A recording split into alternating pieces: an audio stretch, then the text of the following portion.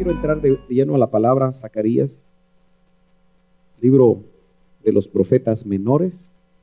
No le dicen menores porque sean menos importantes que los profetas mayores, fue una clasificación que los hombres dieron, sino quizá por la extensión de sus capítulos, que son pocos. Y en el capítulo 3, vamos a leer capítulo 3 de Zacarías. Déjeme encontrarlo en este lado también. Y vamos a leer el verso 3. ¿Lo tiene? Zacarías 3:3 dice: y Josué estaba vestido de ropas sucias. Y Josué estaba vestido de ropas sucias. ¿Qué es lo que sigue diciendo? En pie delante del ángel. Ahí sentadito, levante su mano. Padre Santo, te pedimos tu revelación. Te pedimos la iluminación de tu palabra. Te pedimos, Señor, que las mentes, tu Espíritu Santo las capture a todas en este momento, para que no haya otros pensamientos, no haya otras cosas que puedan llegar a la mente, Señor, que no permita que tu palabra llegue como tú la quieres enviar. Háblanos, Señor, en estos tiempos. Que tu palabra, Señor, sea como pedernal afilado, que sea como jabón de lavandero. Te lo pedimos en el nombre poderoso de Cristo Jesús. Amén y amén. Es interesante que en el verso 1 de este capítulo 3, es un capítulo pequeñito, se nos presenta a nosotros una visión celestial. Los profetas tuvieron la bendición, y aún el profeta dentro de los 5 ministerios en el perfil para el Nuevo Testamento, es un hombre que indudablemente recibe de parte de Dios visiones. Y nosotros tenemos que estar dispuestos, hermano, porque ¿habrá profeta en Betel? Todos se quedan mejor calladitos, ¿verdad? Anhelamos que haya profetas, ¿verdad? Anhelamos que haya maestros. Anhelamos que haya siervos con corazón pastoral. Pero dice en el verso 1, y tratemos de ir formando el escenario. Trate usted de abstraerse un poco del calor, de cualquier cosa. Yo espero que cuando el caquique empiece a calentarse, el aroma usted no lo saque, porque a veces la comida, cuando uno tiene hambre, lo saca uno, ¿verdad? De lo que uno está concentrado. Pero dice: entonces me mostró al sumo sacerdote Josué. O sea, Josué no era cualquier cosa. Dice: entonces Zacarías me mostró al sumo sacerdote Josué. Acuérdese que él era el único que tenía en el antiguo pacto la oportunidad de entrar al lugar santísimo una vez al año con sangre. Y corría el riesgo de que el Señor no le agradara y podía morir antes incluso de entrar al lugar santísimo. Así era la manera como en el Antiguo Testamento se daban los trabajos del sumo sacerdote. O sea que el sumo sacerdote hacía un trabajo de vida o muerte, porque él, con la sangre del macho cabrío, con la sangre del buey o con la sangre del cordero, él entraba una vez al año en el día de la expiación para expiar el pecado propio y el pecado de todo el pueblo, una vez al año. Es decir, que lo tenía que hacer muchas veces. Pero note la visión, dice: vi al sumo sacerdote Josué que estaba delante del ángel del Señor, dice esta versión. Yo tengo acá varias versiones, porque es interesante, hermano, cómo las diferentes versiones nos ayudan. Pero dice, estaba delante del ángel del Señor, y Satanás, que el Señor lo reprenda. Mire, a veces en las visiones de los hombres de Dios aparece Satanás. ¿Lo está viendo? Está el sumo sacerdote Josué, que tipifica, diríamos, la jerarquía más alta de aquel que oficiaba como sumo sacerdote delante de Dios por el pueblo. Está el ángel del Señor, pero se coló Satanás, hermano. Que el Señor lo reprenda. ¿Alguno de ustedes recuerda qué significa el nombre Satanás? ¿Dónde están mis estudiosos? ¿No vinieron hoy? Significa adversario. Satanás es un adversario. Y llama la atención que dice, y Satanás estaba a su derecha para acusarlo. ¿A quién? ¿A quién? A Josué, el sumo sacerdote. Lo que vamos a ver en los próximos minutos, si se aplica a un sumo sacerdote que incluso fue preparado preexistencialmente para enviar ese espíritu a nacer en la tribu de Leví para poder ser sumo sacerdote. Lo que vamos a ver de lo que está sucediendo en la vida de este hombre, si pudo suceder en él, puede suceder en cualquiera de nosotros. Y entonces vemos que Satanás puede estar acusándote. Y Satanás es un buen fiscal. ¿Cuántos saben eso? Él nunca te va a atacar con algo que no sepa y que sea verdad. Y lamentablemente, Josué y cada uno de los que estamos aquí sentados podemos dar motivo para que nos acuse Satanás. Y el verso 2 dice, y el ángel del Señor dijo a Satanás. Qué bueno que ahí estaba el ángel del Señor, ¿verdad? Y qué bueno que podemos pensar que siempre en ese tipo de cortes, y usted acaba de pasar, lo que acaba de experimentar en la Santa Cena es una especie de juicio. Amén. Por eso creo que el tema de hoy, hasta en la mañana el Señor habló a mi corazón y me recordó este pasaje. Y me enfatizó lo que aparece en el verso 3 que acabamos de leer. Pero dice, dijo a Satanás, el Señor te reprenda. Esa frase ya la había dicho Miguel, el arcángel. Eso quiere decir que nosotros, hermanos, no tenemos que ser descuidados, que aunque Satanás sea un enemigo vencido, no podemos hablar de tú a tú con él. Indudablemente yo no voy a criticar lo que voy a decir en este momento.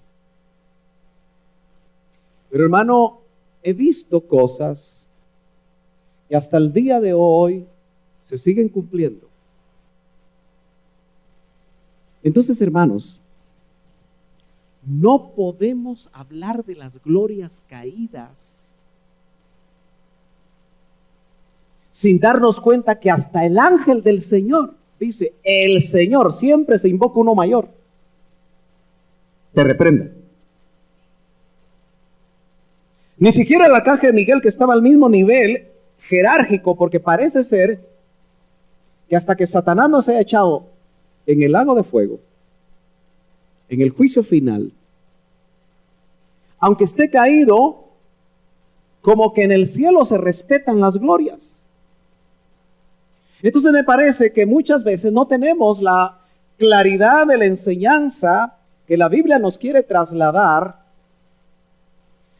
y esto lo digo para que nosotros nos cuidemos. Siempre reprendamos en nombre del que es mayor a esa gloria caída. Y eso fue lo que se hizo acá. Dice, repréndate el Señor que ha escogido a Jerusalén. Acuérdese que esto está dentro del antiguo pacto donde Israel formaba parte del plan de Dios. ¿No es este un tizón arrebatado del fuego? Miren lo que el ángel del Señor dice de Josué. ¿No es este un tizón arrebatado del fuego? Si un sumo sacerdote es un tizón arrebatado del fuego, ¿qué seremos nosotros, hermano?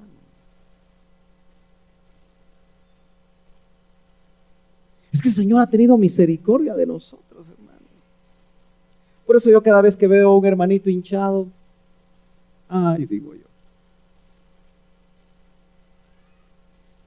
no sabe lo que Dios ha hecho y de dónde lo sacó o de dónde la sacó.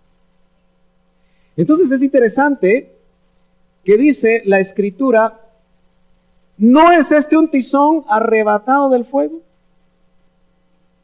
Hay diferentes versiones que dicen, no es una, mire cómo dice esto, dice, pues este hombre, para ser más específico, Josué es como un carbón encendido sacado de entre las brasas. O sea que si nosotros no hubiéramos sido sacados de entre las brasas por la gracia de Dios, estaríamos ya consumidos, hermanos.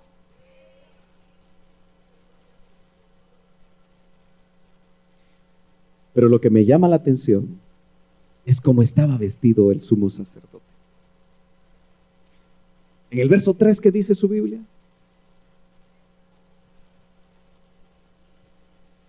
Vestiduras viles, dice una. Otra dice sucias. Tal vez nos ayuda un poquito más a clarificar. Yo sé que usted en los discipulados o en las escuelas dominicales de hace tiempo que dábamos acá en la iglesia, los que vienen desde el IMSS Central, pues recuerdan mucho lo que es todo el tabernáculo de Moisés.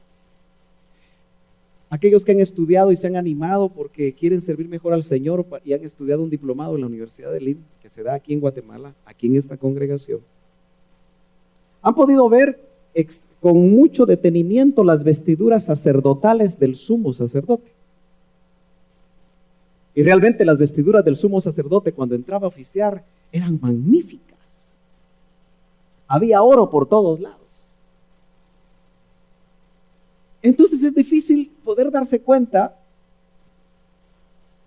que en realidad las vestiduras externas que tenía el sacerdote de acuerdo al diseño de Dios, delante de la presencia de Dios se presentaban como ropas sucias. Yo me pregunto cómo tendremos la ropa nosotros, hermano.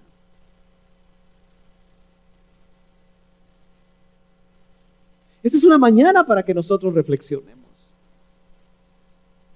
Porque yo me imagino que todos aquí, como sabían que iba a haber sauna gratis, se bañaron.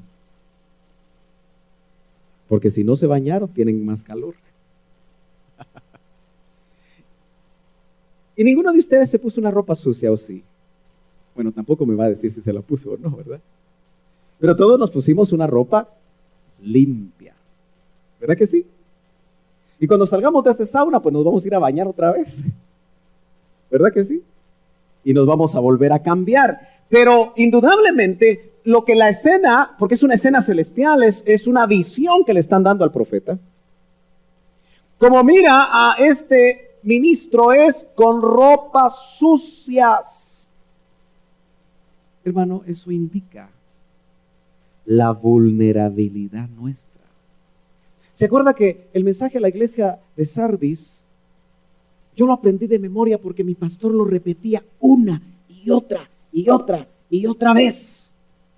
Y el mensaje de Juan a la iglesia de Sardis es tan exacto y tan necesario en estos días para la iglesia del Señor. Porque dice, he aquí tienes unos pocos que no han manchado sus vestiduras. Si quiere me acompaña rápidamente a Apocalipsis, capítulo número 2, me parece, déjeme ver si es el 2, el mensaje a la, o es 3, 4, muchas gracias. Capítulo 3, verso 4. Recordemos este pasaje. Dice, tienes empero unos pocos hombres en Sardis. Nombres, mejor dicho. Vuelvo a leer. Tienes empero unos pocos nombres. Mire qué interesante esta versión. En Sardis, que no mancillaron sus vestiduras. Y andarán conmigo vestidos de ropas blancas, pues son dignos. Mire, hermano, yo no sé en qué momento de los turnos sacerdotales, porque eran turnos. Uno puede entender cuando se habla del papá de Juan. ¿Se acuerda usted? El papá de Juan el Bautista. Otro sumo sacerdote que dice Lucas que de acuerdo al orden en el que tenía que oficiar, le tocó oficiar, y también cuando le tocó oficiar, le apareció un ángel. Parece que los sumos sacerdotes tenían esa oportunidad maravillosa de ver ángeles. Yo no he tenido esa bendición de ver un ángel, hermano, pero parece ser que según lo que la Escritura nos muestra, cuando se ven ángeles, uno cae como muerto, hermano, porque son seres tan gloriosos. ¿Y cómo será mi Jesús, hermano? Si un angelito, a la manera cuando la reina famosa de Saba llegó y tocó la puerta del palacio de Salomón, que debe haber sido fastuoso, ¿verdad? Seguramente era una gran puerta de cedro, de los cedros del Líbano. Y cuando le abrieron la puerta, había un portero tan especialmente vestido de lino, que ella le dijo, Salomón, le dijo al portero. ¿Se imagina cómo sería Salomón? ¿Cómo estaría vestido Salomón? Si solo el portero, por eso hay que ponerse en las mejores galas los porteros de la casa del Señor. Amén. Pero hermanos amados, varones que están aquí, cómprense un buen traje, ahorren para un traje, y cuando sirvan, pónganse el traje, porque están sirviendo al Rey de Reyes y al Señor de los señores. Y le aseguro que su esposa le va a decir, ay, qué mango. Tal vez de hace rato que no le dice qué mango, porque se volvió tomate, así hermoso. Y este habló, dice, voy a leer completo el verso 3. Y Josué estaba vestido de ropas sucias y en pie delante del ángel. Fíjese que estaba delante del ángel, Josué. Y ahí estaba aquel que le acabo de mencionar, ¿verdad? Y estaba acusando, o sea, quiere decir que las vestiduras sucias del sacerdote eran pecados. ¿Estamos de acuerdo? Porque lo estaba acusando. Tú hiciste esto, tú hiciste esto. Le decía que no sé en qué momento de ese turno sacerdotal, porque si en esa visión hubiera entrado al lugar santísimo, y Camik Zacarías, o digo Josué, se muere, porque al lugar santísimo no podía entrar él con ropas sucias. Es más, en ese desfile que hacía el sumo sacerdote, cuando en el altar de bronce se sacrificaba la víctima y de ahí se tomaba la sangre y él hacía todo el proceso, antes de entrar tan solo al lugar santo, se tenía que bañar en la fuente del lavacro, se tenía que limpiar, y para entrar al lugar santo se cambiaba de vestidura. Y ese ceremonial para nosotros realmente tiene una enorme figura. ¿Usted cree que hoy entramos al lugar santísimo algunos? Digo algunos porque no sé si todos, pero aquí hay un grupo de gente desde las 7 de la mañana que está buscando del Señor, pero yo sé que son poquitos. Pero ¿cómo entraste al lugar santísimo? ¿Cómo debemos acercarnos al culto, hermano? Una de las cosas que yo anhelo con todo mi corazón es que usted entienda lo que es el culto a Dios. Si usted logra entender lo que es el culto a Dios, va a entender que al entrar a la casa de Dios, aunque sea una carpa, está consagrada para ser la casa de Dios. Usted desde el momento que entra debería dejar de pensar en lo que está pensando.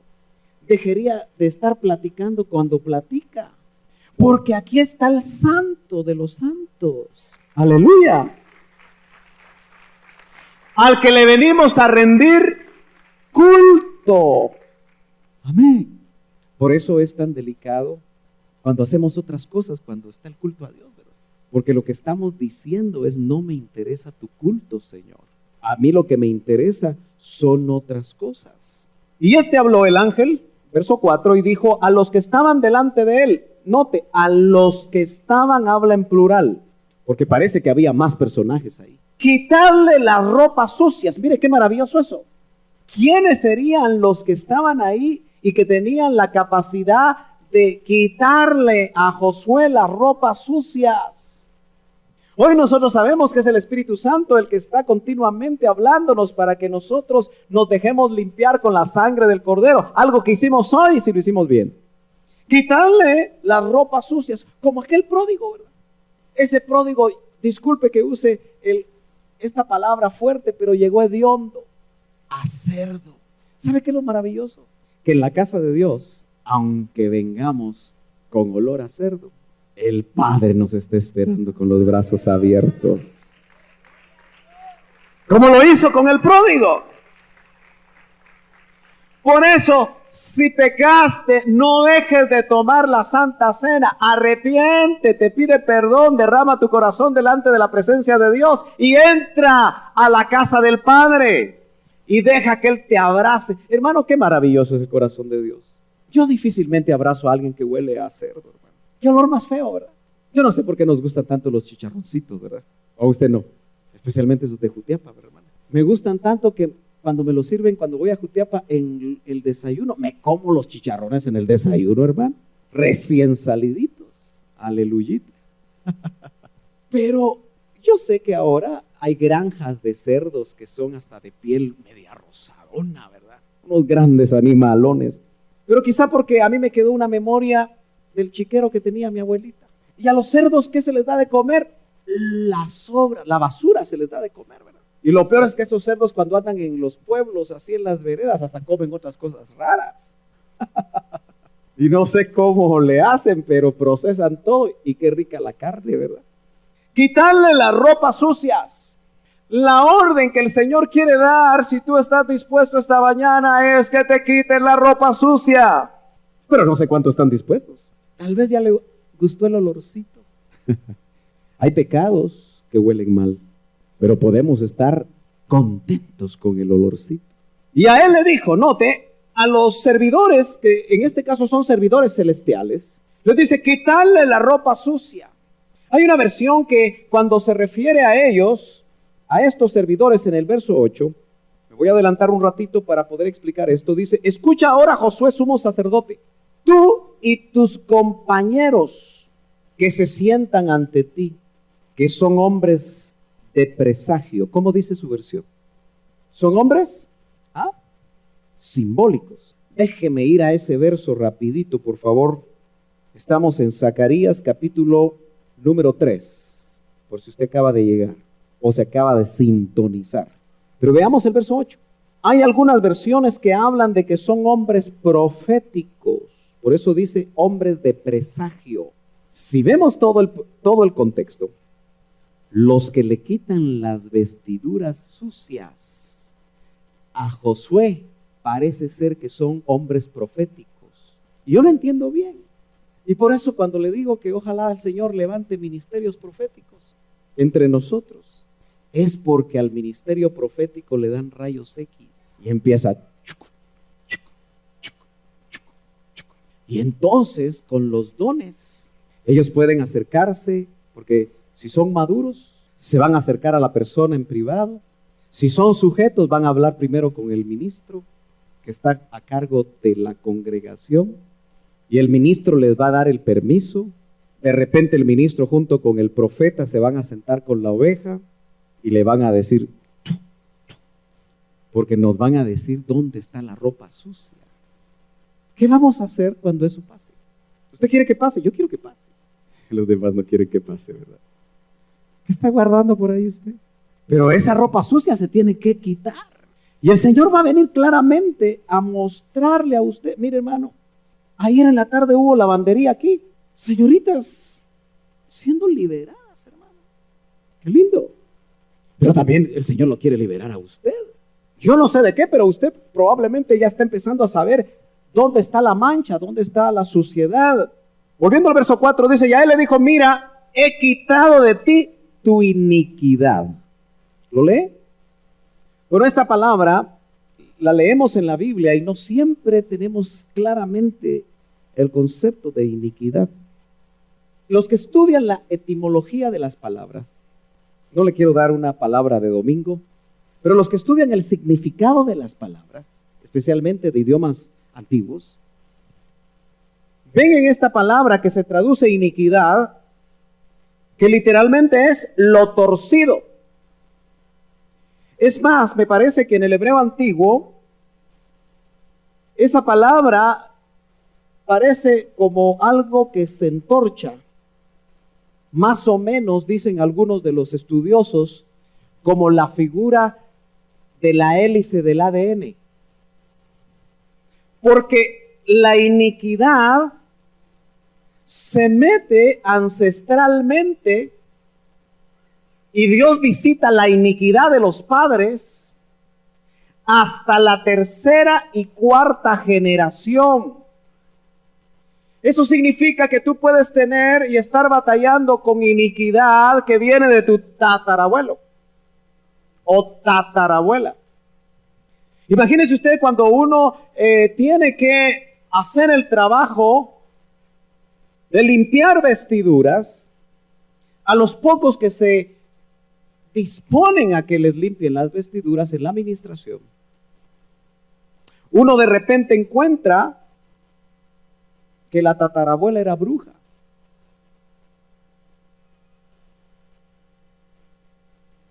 Y de alguna manera, esa iniquidad ancestral puede afectarte todavía ahora. ¿Cuántos dicen amén? Pero note que el quitarle las vestiduras sucias, las ropas sucias, significaba quitarle la iniquidad. Ahora yo quiero que tú vayas conmigo y chequemos en Ezequiel 28 a un personaje que precisamente lo hemos visto nosotros en este pasaje como un acusador. Capítulo 28, verso 15. ¿Lo tienes? Dice, perfecto eras, le dicen a este personaje, en todos tus caminos, desde el día en que fuiste creado, hasta que la ¿qué? Iniquidad se halló en ti. Es algo muy difícil, hermano, porque partimos siempre del hecho de que todo lo que sale de la mano de Dios sale perfecto. Y este personaje llamado Luzbella o Luzbel salió perfecto. Y si usted lee, dice que cuando fue creado, hasta música hubo de tamboriles y realmente era un ser, una criatura celestial maravillosa. Pero la Biblia solamente deja entrever acá que un día se halló iniquidad en este personaje. Pensar en cómo un ser de ese nivel, porque estamos hablando fuera de la tierra, en las esferas celestes, aunque tuvo que ver con algún tipo de gobierno en la tierra, no me quiero meter a eso ahora, pero este ser tuvo que haber sido votado por lo que tantas veces el doctor Ríos nos advirtió, por la maldad y la iniquidad. De eso nos habla también Zacarías, si usted quiere leer en casa. Pero ¿de qué tamaño serían esas potestades? ¿De qué tamaño serán esas potestades?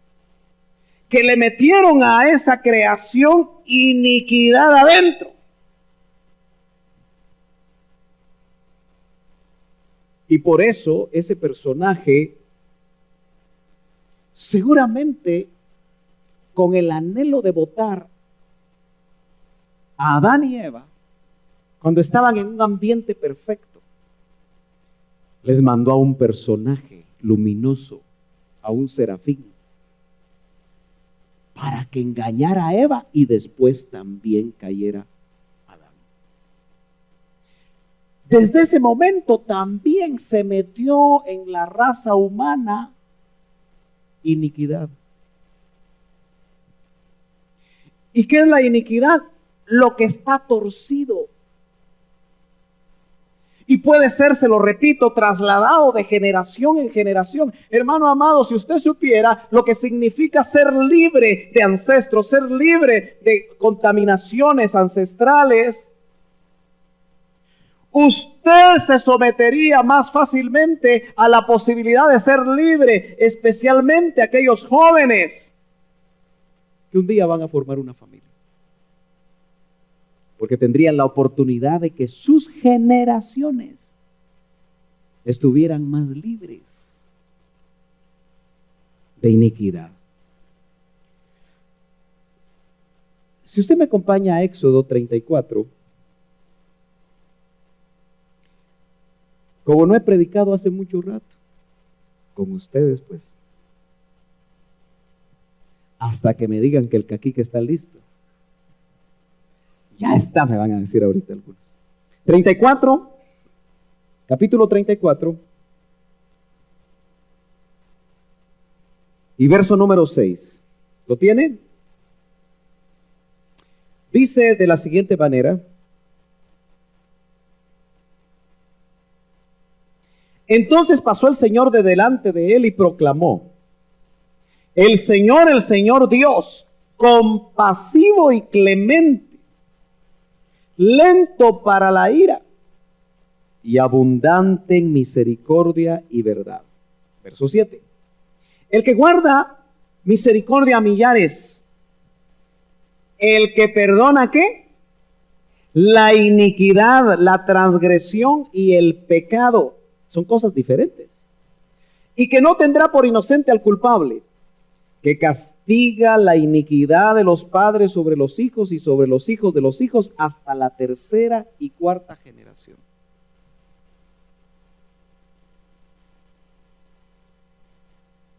Yo le he contado que mi bisabuelo fue uno de los primeros cristianos en su pueblo. Amén. Y yo le agradezco a Dios que mi bisabuelo paterno haya llegado a los pies del Señor. Por eso yo soy una cuarta generación, mis hijas son una quinta generación de cristianos. Y tengo que entender que eso me ha librado de muchas cosas. Contrario al hecho de que mi bisabuelo o mi abuelo hubiera sido un brujo, hubiera sido un adúltero, hubiera sido un ladrón. ¿Me estoy dando a entender, hermanos amados? Por eso nunca está de más preguntar: mira mamá, mira papá, mira abuelito, ¿cómo era el bisabuelo? ¿Cómo era la bisabuela? Porque eso puede traerte luz para cortar con ancestros.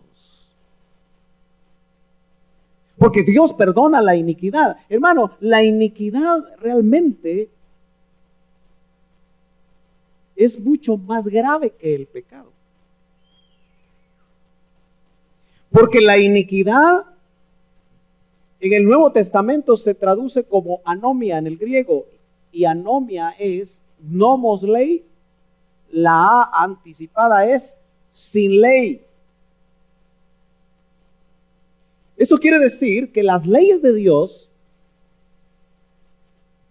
que de alguna manera el Señor dice que las quiere poner y las puso en nuestro corazón, porque dice: les haré un corazón nuevo y pondré mis leyes en sus corazones. ¿Ha leído usted ese pasaje? La anomia viene, o la iniquidad se establece cuando alguien no quiere obedecer la ley de Dios. Y no estoy hablando de la ley del Antiguo Testamento. Estoy hablando de los mandamientos de Dios, la palabra de Dios. Y hermanos amados, ¿cuántos de nosotros permitimos que todavía haya iniquidad en nosotros al no obedecer la palabra de Dios? Un ejemplo sencillo, complicado. Pero ¿sabe por qué hacemos actividades como las de ayer?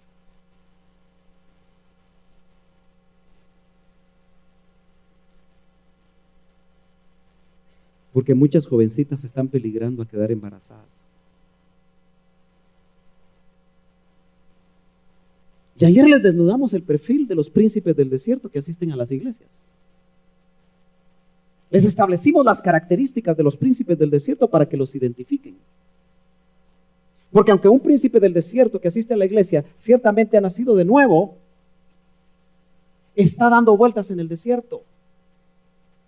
Y todo lo que Israel vivió en el desierto lo viven los príncipes del desierto, cayendo una y otra vez en lo mismo, cayendo una vez y otra vez en lo mismo. Y tienen características muy prácticas para que las princesas de Canaán no sean engañadas. El príncipe del desierto, sexualmente hablando, actúa exactamente como el inconverso, el príncipe de Egipto. Y generalmente ha tenido experiencias sexuales. Por eso lucha y lucha y lucha con esa área fuerte. Y aunque esté en la iglesia, las señoritas que bajan la guardia, como es cristiano, como tiene privilegio, como esto y lo otro. Por eso para mí es tan delicado que un príncipe del desierto tenga privilegio. Porque en el momento que lo ven con privilegio, la jovencita que se enamora de él o le gusta, baja la guardia. Por eso le estoy pidiendo al Señor rayos X, para sentar a los príncipes y a las princesas del desierto. Porque si yo les doy privilegio, es como darles el aval para que muchas sean engañadas en el caso de hombres y en el caso de mujeres, porque también hay princesas del desierto, lamentablemente.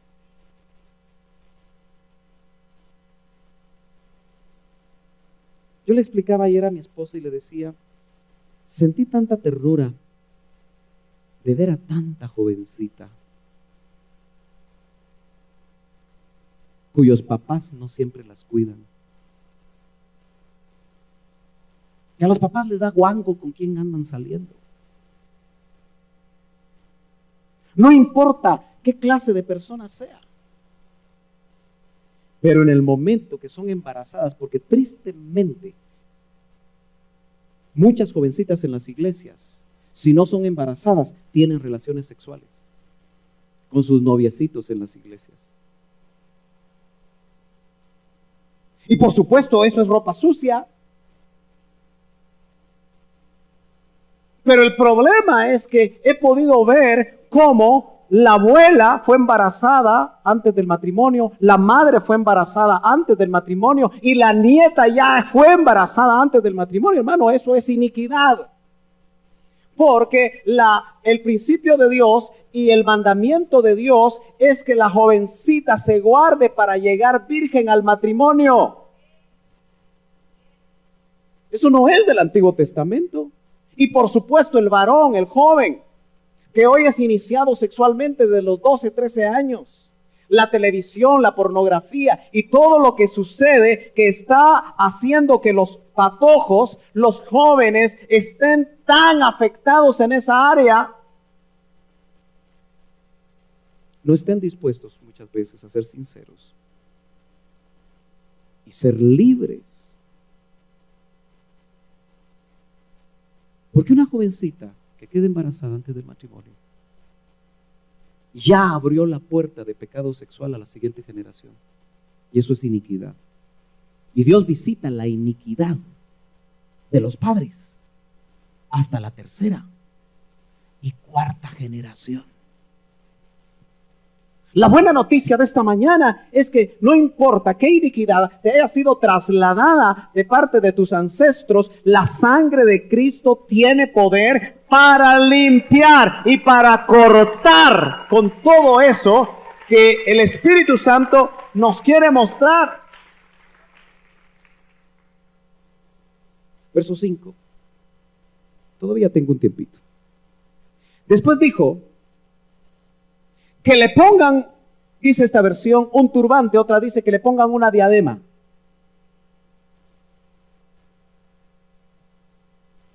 Pero antes de eso quiero terminar el verso 4. Dice, y a él le dijo, mira, he quitado de ti tu iniquidad. En eso estábamos. Y es lo lindo de que le quitaron las vestiduras sucias, pero Dios cada vez que te quita algo te pone lo que tiene que ponerte y dice, y te vestiré.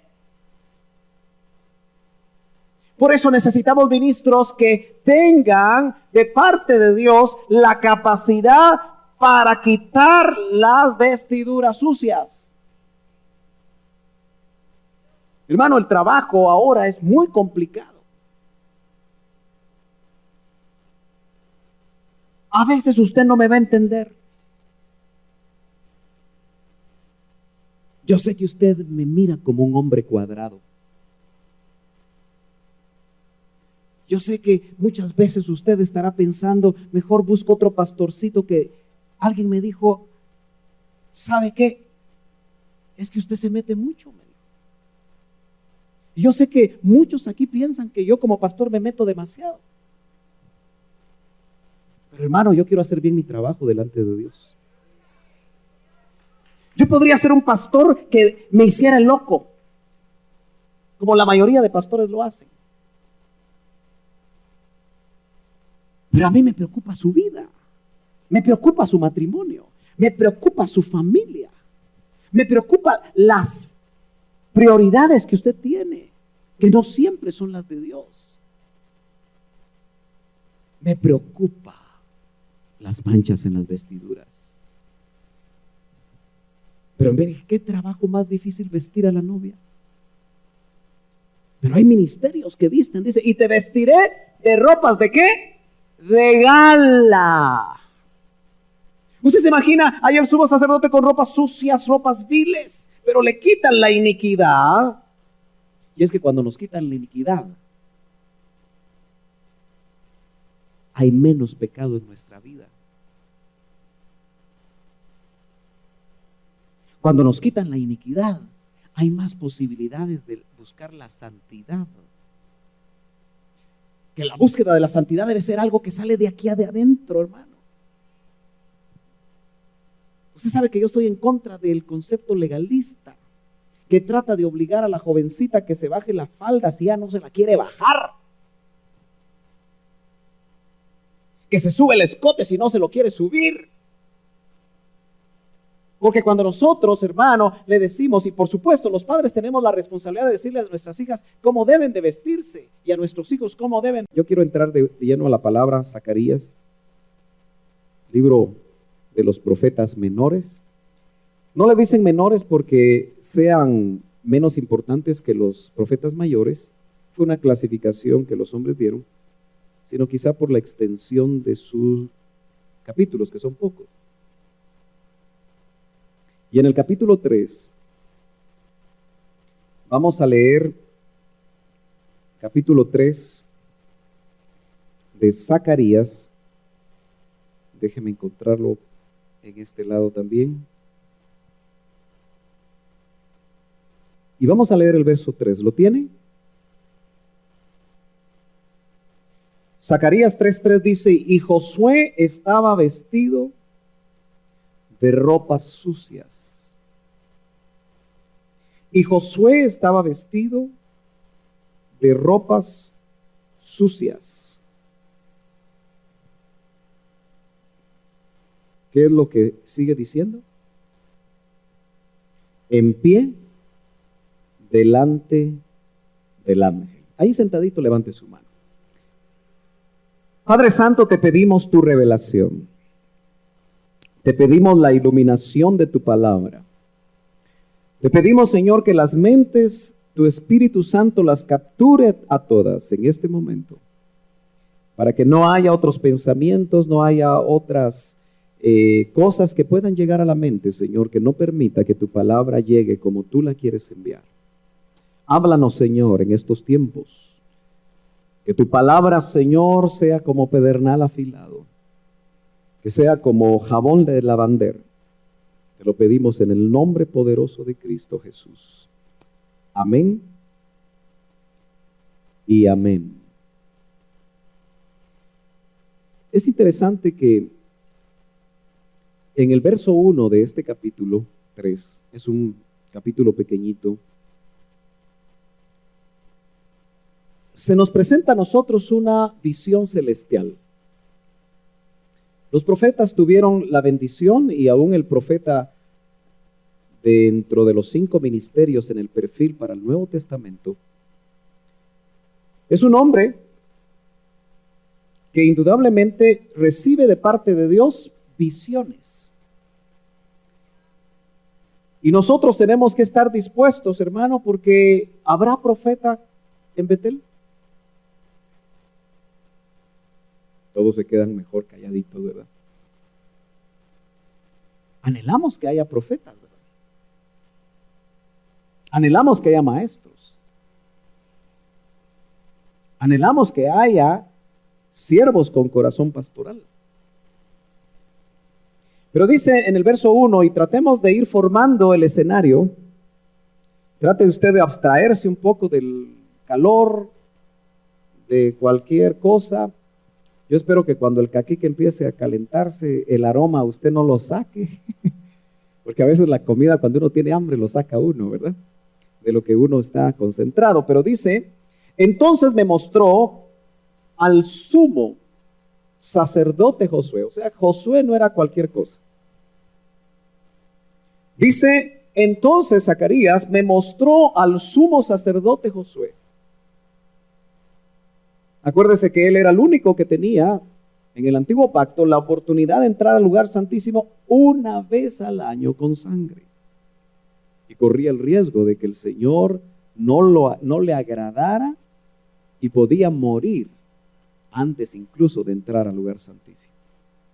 Así era la manera como en el Antiguo Testamento se daban los trabajos del sumo sacerdote. O sea que el sumo sacerdote hacía un trabajo de vida o muerte.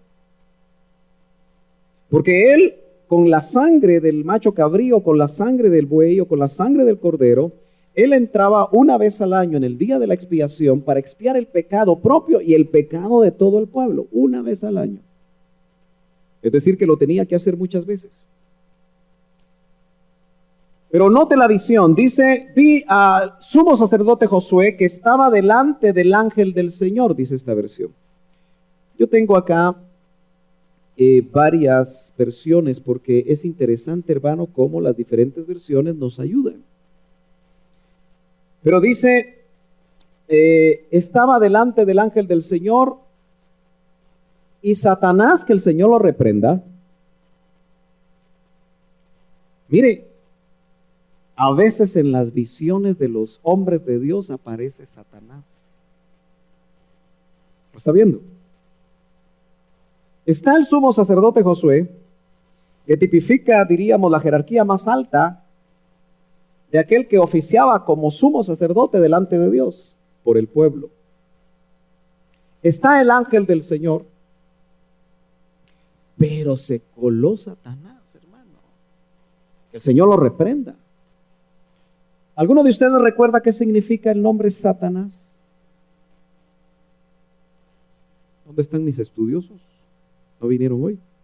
Significa adversario. Satanás es un adversario. Y llama la atención que dice, y Satanás estaba a su derecha para acusarlo. ¿A quién? ¿A quién? A Josué, el sumo sacerdote. Lo que vamos a ver en los próximos minutos, si se aplica a un sumo sacerdote que incluso fue preparado preexistencialmente para enviar ese espíritu a nacer en la tribu de Leví para poder ser sumo sacerdote. Lo que vamos a ver de lo que está sucediendo en la vida de este hombre, si pudo suceder en él, puede suceder en cualquiera de nosotros. Y entonces vemos que Satanás puede estar acusándote. Y Satanás es un buen fiscal. ¿Cuántos saben eso? Él nunca te va a atacar con algo que no sepa y que sea verdad. Y lamentablemente, Josué y cada uno de los que estamos aquí sentados podemos dar motivo para que nos acuse Satanás. Y el verso 2 dice, y el ángel del Señor dijo a Satanás. Qué bueno que ahí estaba el ángel del Señor, ¿verdad? Y qué bueno que podemos pensar que siempre en ese tipo de cortes, y usted acaba de pasar, lo que acaba de experimentar en la Santa Cena es una especie de juicio. Amén. Por eso creo que el tema de hoy, que hasta en la mañana el Señor habló a mi corazón y me recordó este pasaje. Y me enfatizó lo que aparece en el verso 3 que acabamos de leer. Pero dice, dijo a Satanás, el Señor te reprenda. Esa frase ya la había dicho Miguel, el arcángel. Eso quiere decir que nosotros, hermanos, no tenemos que ser descuidados, que aunque Satanás sea un enemigo vencido, no podemos hablar de tú a tú con él. Indudablemente yo no voy a criticar lo que voy a decir en este momento. Pero hermano, he visto cosas que hasta el día de hoy se siguen cumpliendo. Entonces, hermanos, no podemos hablar de las glorias caídas sin darnos cuenta que hasta el ángel del Señor, dice, el Señor, siempre se invoca uno mayor, te reprenda. Ni siquiera el arcángel Miguel, que estaba al mismo nivel jerárquico, porque parece ser que hasta que Satanás no se haya echado en el lago de fuego, en el juicio final, aunque esté caído, como que en el cielo se respetan las glorias. Entonces me parece que muchas veces no tenemos la claridad de la enseñanza que la Biblia nos quiere trasladar. Y esto lo digo para que nosotros nos cuidemos. Siempre reprendamos en nombre del que es mayor a esa gloria caída. Y eso fue lo que se hizo acá. Dice, repréndate el Señor que ha escogido a Jerusalén. Acuérdese que esto está dentro del antiguo pacto donde Israel formaba parte del plan de Dios. ¿No es este un tizón arrebatado del fuego? Miren lo que el ángel del Señor dice de Josué. ¿No es este un tizón arrebatado del fuego? Si un sumo sacerdote es un tizón arrebatado del fuego, ¿qué seremos nosotros, hermano?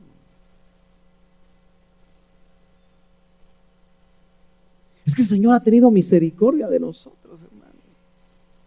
Por eso yo cada vez que veo a un hermanito hinchado, ay, digo yo, no sabe lo que Dios ha hecho y de dónde lo sacó o de dónde la sacó. Entonces es interesante que dice la Escritura, ¿no es este un tizón arrebatado del fuego? Hay diferentes versiones que dicen, no es una, mire cómo dice esto, dice, pues este hombre, para ser más específico, Josué es como un carbón encendido sacado de entre las brasas. O sea que si nosotros no hubiéramos sido sacados de entre las brasas por la gracia de Dios, estaríamos ya consumidos, hermanos.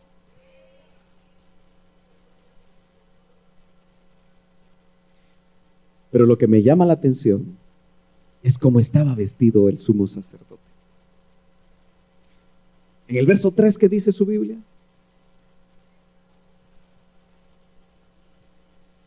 Vestiduras viles, dice una. Otra dice sucias. Tal vez nos ayuda un poquito más a clarificar. Yo sé que usted en los discipulados o en las escuelas dominicales de hace tiempo que dábamos acá en la iglesia, los que vienen desde el IMSS Central, pues recuerdan mucho lo que es todo el tabernáculo de Moisés. Aquellos que han estudiado y se han animado porque quieren servir mejor al Señor y han estudiado un diplomado en la Universidad de Lima, que se da aquí en Guatemala, aquí en esta congregación, han podido ver con mucho detenimiento las vestiduras sacerdotales del sumo sacerdote. Y realmente las vestiduras del sumo sacerdote cuando entraba a oficiar eran magníficas. Había oro por todos lados. Entonces es difícil poder darse cuenta que en realidad las vestiduras externas que tenía el sacerdote, de acuerdo al diseño de Dios, delante de la presencia de Dios se presentaban como ropas sucias. Yo me pregunto cómo tendremos la ropa nosotros, hermano.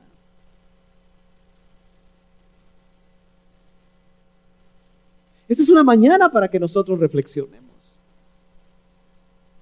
Porque yo me imagino que todos aquí, como sabían que iba a haber sauna gratis, se bañaron. Porque si no se bañaron, tienen más calor. Y ninguno de ustedes se puso una ropa sucia, ¿o sí? Bueno, tampoco me va a decir si se la puso o no, ¿verdad? Pero todos nos pusimos una ropa limpia. ¿Verdad que sí? Y cuando salgamos de esta sauna, pues nos vamos a ir a bañar otra vez. ¿Verdad que sí? Y nos vamos a volver a cambiar. Pero indudablemente, lo que la escena, porque es una escena celestial, es una visión que le están dando al profeta. Como mira a este ministro es con ropas sucias. Hermano, eso indica la vulnerabilidad nuestra. ¿Se acuerda que el mensaje a la iglesia de Sardis, yo lo aprendí de memoria porque mi pastor lo repetía una y otra y otra y otra vez? Y el mensaje de Juan a la iglesia de Sardis es tan exacto y tan necesario en estos días para la iglesia del Señor. Porque dice, he aquí tienes unos pocos que no han manchado sus vestiduras. Si quiere me acompaña rápidamente a Apocalipsis, capítulo número 2, me parece, déjeme ver si es el 2, el mensaje a la, o es 3, 4, muchas gracias. Capítulo 3, verso 4. Recordemos este pasaje, dice,